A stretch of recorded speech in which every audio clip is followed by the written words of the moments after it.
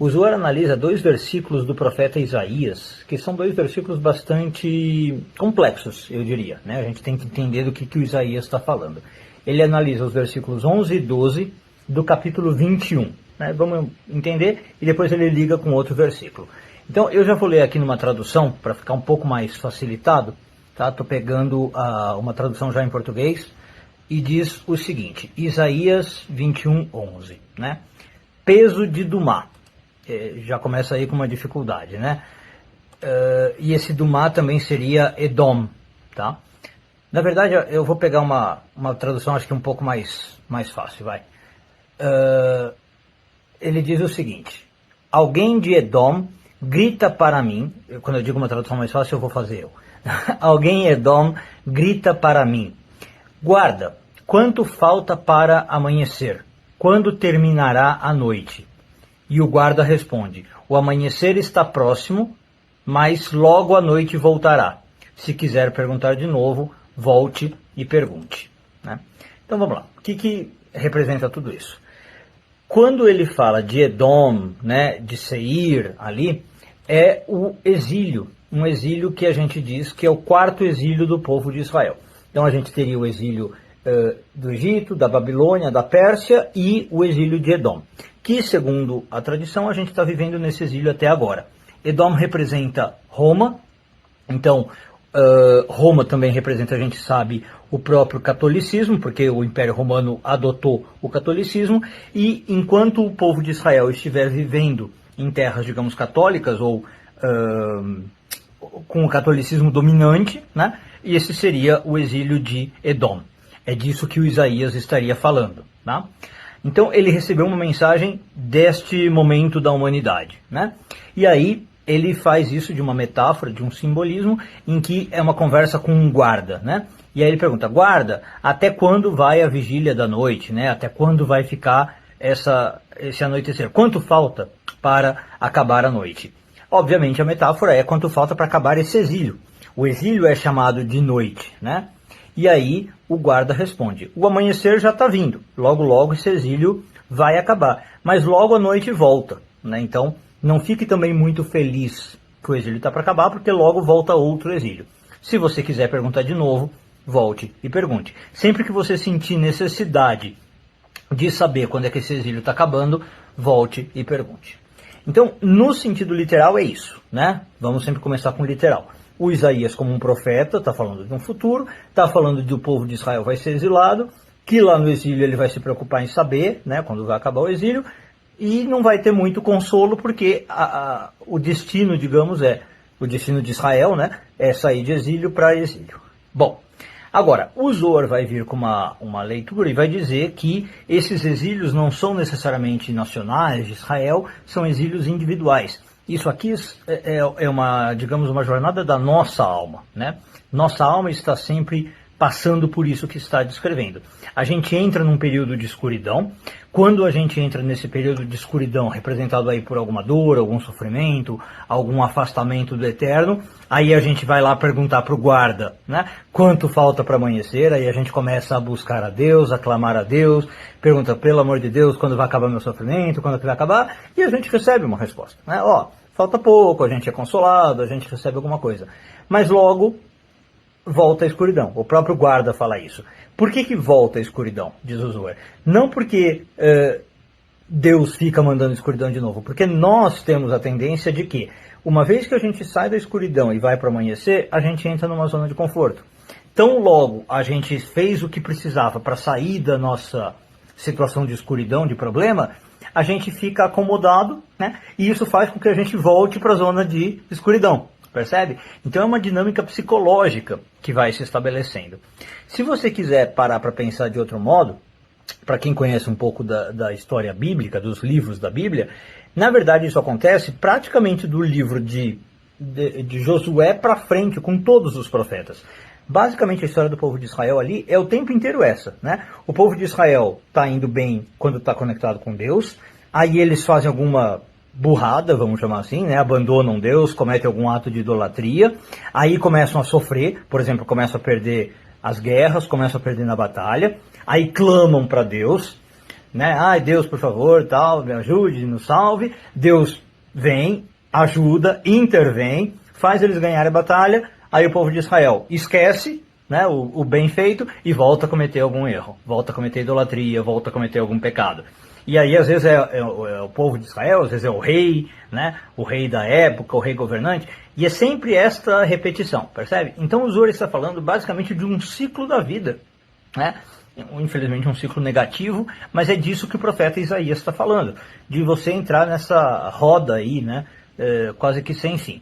Agora, por que é quase que sem fim? Porque o próprio profeta Isaías vai dar uma solução de como é que você sai disso, né? Uma coisa muito interessante dos profetas é que eles não vinham só falar da calamidade e vire-se, né? Se vira para sair disso. Ele dava a solução.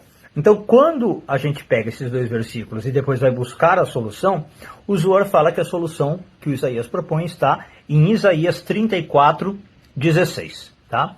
Então, de novo, eu vou fazer aqui a tradução da minha mais livre, né? E ele diz o seguinte: busquem o livro de Deus, e usa o tetragrama. A gente já vai falar da importância disso, ligado ao vídeo de ontem, né? E leiam. Nenhuma dessas coisas vai estar faltando. Ninguém vai ficar sem o seu parceiro, pois a boca dele, né, a boca de Deus, ordenou e o seu espírito os juntou. Ou seja, se vocês fizerem o que eu estou falando, a gente vai ver o conselho, a profecia vai se concretizar e vocês vão ser recolhidos do exílio. Não vai ter mais exílio. E qual que é o conselho então que o Isaías dá? Está no começo do versículo. Procurem o livro do Eterno. Procurem o livro de Deus usando o tetragrama. E aí o Senhor fala uma coisa muito interessante. Qual é o livro de Deus? Qual é o livro do Eterno? É claro, vamos de novo no literal e depois vamos para o secreto, né? No nível literal, você vai falar que é a Torá, né? Obviamente que o Isaías está se referindo à Torá. Só que aí surge uma pergunta interessante. Se é a Torá, por que o Isaías não chama de Torá? Né? Ele poderia falar, procurem a Torá, vai lá se inspirar na lei de Moisés, alguma coisa assim. Por que ele fala o livro de Deus e não usa o termo Torá? Então, no sentido sod, né, no sentido secreto, o Zohar vai falar, não é exatamente a Torá que o Isaías está falando para você ler. Né? De novo, no sentido literal, sim. Busque a Torá, cumpra lá o que está escrito na Torá, cumpra os mandamentos e você vai sair do exílio. Mas o que é o livro de Deus usando o tetragrama? Vamos lembrar que o tetragrama na Kabbalah é o nome, digamos, mais holístico de Deus. É o nome que inclui todas as energias, todas as potências, né? Toda a sfirot da árvore da vida. Então, quando ele fala nesse sentido, pela ótica da Kabbalah, leia o livro de Deus, ou busque o livro de Deus, é quase que falar assim, leia o livro da árvore da vida, porque as 4 letras do tetragrama têm toda a árvore da vida. Então, o Zohar vai entender que, basicamente, o Isaías está falando o seguinte, leia a própria vida, leia o livro da vida e você vai entender como sair dessa dinâmica. É o que a gente estava dizendo. Se você entender que a dinâmica da vida de um ser humano é ir de escuridão para luz, para escuridão, à medida que você entende isso, você está lendo o livro da vida e você já pegou a chave para romper esse padrão. Percebe? Ler o livro do Eterno, nesse sentido, é isso. Passe a entender os ciclos da vida, a dinâmica da vida, a psicologia do ser humano, por que o ser humano funciona desse modo, e você já vai ter nas mãos a chave para fugir disso. Né? Então, quando o Isaías sugere para você ir ao livro do Eterno, é basicamente uma sugestão de entenda a força que governa a vida, entenda as forças que governam a vida, entenda Keter, Chokhmah, Binah, Hesed, Gevurah, até Malchut. Né? Entenda toda a árvore da vida, que você vai ter uma sabedoria prática, mundana, aplicada, né, na vida, que vai te dar realmente a solução para isso. E aí, como ele continua, com isso você vai ter a boca de Deus comandando e o Espírito de Deus fazendo as pessoas retornarem. Percebe? Então, basicamente, a gente também pode entender assim, e aí com isso eu encerro o vídeo, o Isaías está falando o seguinte, aprenda a integrar, né, as potências divinas, as várias facetas divinas para você transformar a sua vida. Em que sentido? Muitas vezes a gente vê, por exemplo, o lado amoroso de Deus, quando Deus faz uma bondade para nós, como a gente falou. É o momento que a gente está no amanhecer. E quando a gente está numa dificuldade, a gente vê o lado severo de Deus. É verdade que os dois lados existem? Sim. Só que o que a maioria das pessoas faz por alguma dificuldade, né? Psicológica, espiritual, por imaturidade espiritual? Vêm essas coisas como separadas. Né? Elas veem o momento da escuridão como um momento da escuridão, o momento da iluminação, e não conseguem perceber que, na verdade, vem do mesmo Deus. Né? São duas facetas do mesmo Deus. A proposta do Isaías não é fácil, mas ele está falando, leia o livro do Eterno. Veja que isso tudo é a mesma energia, é o mesmo Criador que está coordenando o mundo, independente da faceta que está se mostrando, percebe? De novo, quando você começar a ver isso como parte de um processo maior, como parte de um processo holístico, acho que essa é a palavra, né? O tetragrama é holístico, você vai ter as chaves para vencer esse próprio processo.